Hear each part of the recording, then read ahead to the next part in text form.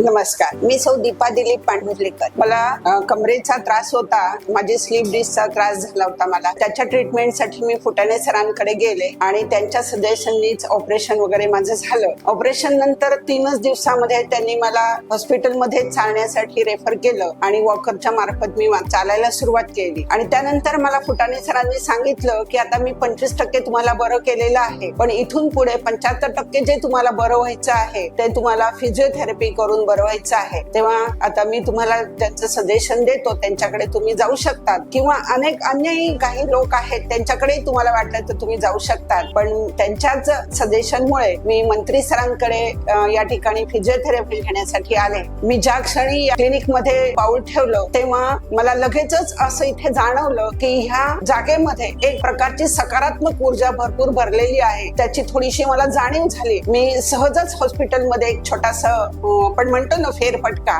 तसं मी एक छोटंसं फिरून बघितलं तर हॉस्पिटलमध्ये असणारी जी ऊर्जा आणि हॉस्पिटलमध्ये जे एक सकारात्मक विचार या वेगवेगळ्या ठिकाणी लावलेले आहेत त्याची मिळणारी ऊर्जा ही अतिशय छान होती. आणि मला या ठिकाणी ट्रीटमेंट घेण्यासाठी त्याही ऊर्जेने मला प्रवृत्त केलं आणि मी या ठिकाणी ट्रीटमेंट घेण्यासाठी निर्णय घेतला. इथे आल्यानंतर मला भाग्येश सरांनी जी ट्रीटमेंट दिली त्या ट्रीटमेंटमध्ये ऍडव्हान्स टेक्नॉलॉजी जी आहे त्या टेक्नॉलॉजी मार्फत मला सगळी ट्रीटमेंट दिली जात होती. आणि त्याच्यातनं अवघ्या 20 दिवसात त्यांनी मला माझं वॉकर सोडलं. त्यानंतर मला काठीवर चालण्यासाठी शिकवलं, काठी पण माझी सोडली. आणि डॉक्टर सोनाली यांच्याच मार्गदर्शनाखाली मला जिन्याची चढ उतार कशी करायची आणि कशा पद्धतीने पायऱ्या चढायच्या उतरायच्या हे त्यांनी मला सांगितलं. इथे आल्यानंतर इथला असणारा जो स्टाफ आहे तो स्टाफ अतिशय मेहनती आणि आपल्याकडनं सेवाभाव आणि अतिशय प्रेमाने असं आपल्याकडनं सगळे व्यायाम प्रकार करून घेणारा असाच स्टाफ आहे. डॉक्टर सोनाली, डॉक्टर सृष्टी आणि गौरी या तिघेही जणी अतिशय व्यवस्थित आणि प्रेमाने आपल्याकडनं सगळ्या गोष्टी करून घेतात. तेव्हा